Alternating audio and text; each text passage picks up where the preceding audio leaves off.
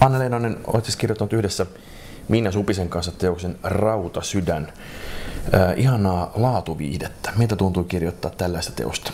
Se oli tosi hauskaa ja vauhdikasta. Onko se vapauttavaa?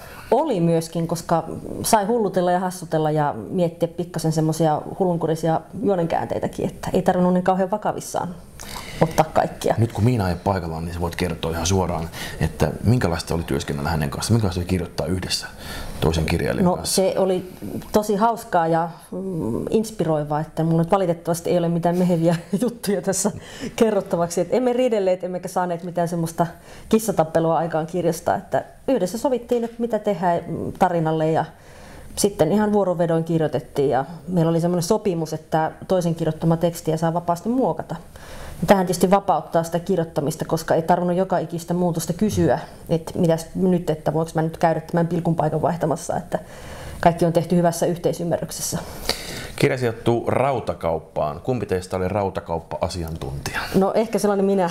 Mä asun maalla ja omakotitalossa joutuu aina kaikenlaista pientä nikkarointia tekemään ja on tosiaan osaan käyttää vasaraa ja sahaa ja joitakin muitakin laitteita, kuten hiomakonetta, mutta sitten jos pitää jotain tosi hankalaa ostaa kaupasta, niin sitten mä saan mieheltäni semmoisen niin kutsutun puutoslistan, johon on kirjoitettu, että mitä pitää pyytää tiskiltä ja kyllä ne rautakaupan pojat yleensä aina antaa sitten oikeanlaisia tarvikkeita mukaan. Niin päähenkilö on nainen, joka on rautakaupan pitäjä. Kyllä. Siinä mielessä tämmöinen emansipatorinen hahmo. Tämä sijoittuu myöskin nimenomaan kuvitteelliselle paikkakunnalle Savossa ilmeisesti, että sulla on myöskin semmoista. Kyllä. Teistä kahdesta oletan, että sinä olet tarkempi havainnoimaan pienen paikkakunnan elämää. No, tälläkin hetkellä asun hyvin pienellä paikkakunnalla ja kyllä se semmoinen Ristiinassa, eikö kyllä, erikoiset ja omituiset hahmot, ne kyllä on tavallaan jo arkielämästä tuttuja. Niin mitä on erityistä toimintaympäristönä, jos puhutaan pienestä paikkakunnasta? Mikä siinä on kiehtova? No se, että yleensä ihmiset tuntee toisensa jollakin tavalla, jos ei ihan kättöpäivää osastolla, niin kasvotuttuja ovat. Ja helposti sitten on tämmöistä niin kuin juoruilua, tiedetään toisten elämästä enemmän kuin mitä ehkä olisi soveliasta tietääkään. Ja toisaalta sitten semmoiset originellit tyypit erottuu paremmin. Ja tämmöiseen paikkakuntaan on sitten mukava laittaa semmoinen kauhistuttava rikos, joka järkyttää yhteisöä ja tietysti sitten päästään pöyhimään niitä kaikkia salaisuuksia, mitä ihmisillä on. Niin tällä paikkakunnalla on poikkeuksellisen paljon rikollista toimintaa. Oletko havainnut tällaista omilla asuinpaikkakunnilla, Jualla tai Ristiinassa tai muuta? Oletko törmännyt tällaiseen, onneksi paha omena tulee ja pilaa kaiken?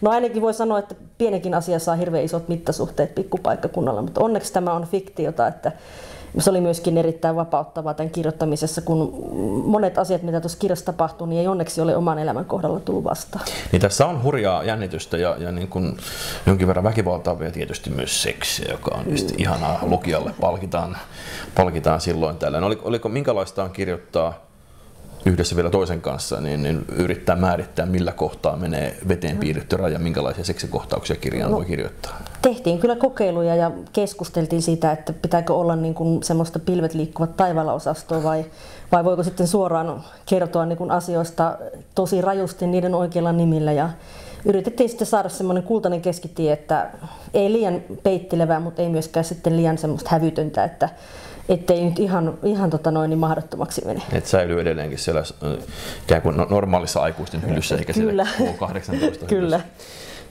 Tässä jotkut on määritellyt kirja-aikaan tai ikään kuin Suomi-elokuvan maisemissa, mutta ehkä Jörn Donnerilaisia kohtauksia sisältäen. Mitä mieltä olet tällaisesta jyrkkä-viittausta, kun viitannee vähän rohkeampaankin? Joo, kyllä. Siinä semmoista, kyllä se nyt jos tämmöisen yksinhuoltajaäidin arkielämään saapuu häntä itseään huomattavasti nuorempi mies, joka on äärimmäisen seksikäs ja on vielä sängyssäkin hyvä, niin kyllähän siinä niin kuin estoja puretaan iloisesti auki. Ja tämmöistä on mukava varmaan kirjoittaa, kun pääsee. Kyllä se on myös hyvin emansitopaarista. Voi pistää kaikki salaiset fantasiansa, mutta lukija saa sitten päätellä, että kumman fantasiasta on kysymys. Aivan oikein. Tämä on muuten helppoa, että voitte panna vaikka roisiakin juttuja, koska se menee kuitenkin sen toisen piikkiin. Kyllä, Miina on ehdottomasti keksinyt kaiken. Anna Leinonen, lämmin kiitos, kun pääsit tänne haastatteluun. Kiitoksia. Kiitos.